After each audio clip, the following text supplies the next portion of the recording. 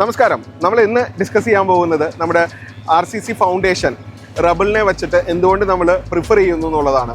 നമ്മൾ റബിളിലോട്ട് നോക്കുകയാണെങ്കിൽ സ്റ്റോണും കോൺക്രീറ്റ് നമ്മൾ കമ്പയർ ചെയ്യുകയാണെങ്കിൽ മേജർ ഡിഫറൻസ് വരുന്നത് ഇതിൻ്റെ ഡെൻസിറ്റിയിൽ വ്യത്യാസം വരുന്നുണ്ട്.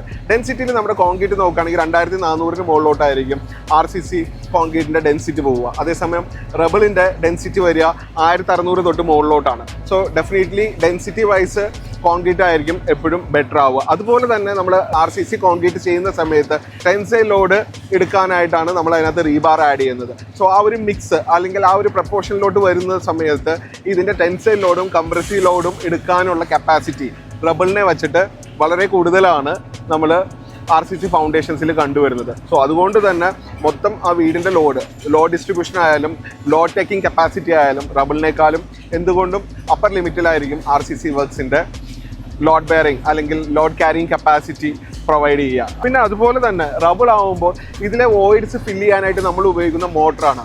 അപ്പോൾ അത് പ്രോപ്പറായിട്ട് ആ മോട്ടർ ഫില്ല് ചെയ്തില്ലെങ്കിൽ ആ വോയിഡ്സ് അതുപോലെ തന്നെ നിൽക്കും. പിന്നീട് അത് ഒരു ഫ്യൂച്ചർ ഇഷ്യൂസിലോട്ടുള്ള വഴി തുറക്കുകയും ചെയ്യും. അതേസമയം കോൺക്രീറ്റിൽ അത് പ്രോപ്പറായിട്ട് നമ്മൾ വൈബ്രേറ്റ് ചെയ്ത് കഴിഞ്ഞാൽ ആ വോയിഡ്സിൻ്റെ എയർ വോയിഡ്സിൻ്റെ ചാൻസ് കമ്പാരിറ്റീവ്ലി റബിളിനെ വെച്ചിട്ട് വളരെ കുറവായിരിക്കും.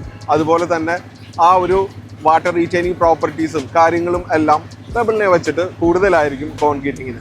പിന്നെ അതുപോലെ തന്നെ കെമിക്കൽ റിയാക്ഷൻസ്, ഈ ഓയിഡ്സ് ഉള്ളത് കാരണം പിന്നീട് കെമിക്കൽ റിയാക്ഷൻസ് സംഭവിക്കാനും ഇതുമെല്ലാം റബിളിൽ കൂടുതലാണ്. സോ ബെറ്റർ ഇന്നത്തെ കാലത്ത് നമ്മൾ കൂടുതലും RCC ആണ് സജസ്റ്റ് ചെയ്യുന്നത്, പ്രത്യേകിച്ച് അതിൻ്റെ ഒരു ഡെൻസിറ്റി വൈസ് അതിൻ്റെ ലോഡ് ബെയറിംഗ് കപ്പാസിറ്റി വെച്ചിട്ട്. സോ ഇന്നത്തെ കാലത്ത് നമ്മൾ ഇന്നത്തെ കണ്ടീഷൻസും കാര്യങ്ങളും എല്ലാം വെച്ചിട്ട് നമ്മൾ കൂടുതലും RCCയിലോട്ട് പോവുകയാണെങ്കിൽ ഈ പറഞ്ഞ ഗുണങ്ങൾ നമുക്ക് ആ ഒരു ഫൗണ്ടേഷനിൽ കൊടുക്കാനായിട്ട് പറ്റും. മറ്റൊരു മേജർ അഡ്വാൻറ്റേജ് എന്ന് പറഞ്ഞു കഴിഞ്ഞാൽ ഇതിൻ്റെ ഡിഫറൻഷ്യൽ സെറ്റിൽമെൻ്റ് ആണ്.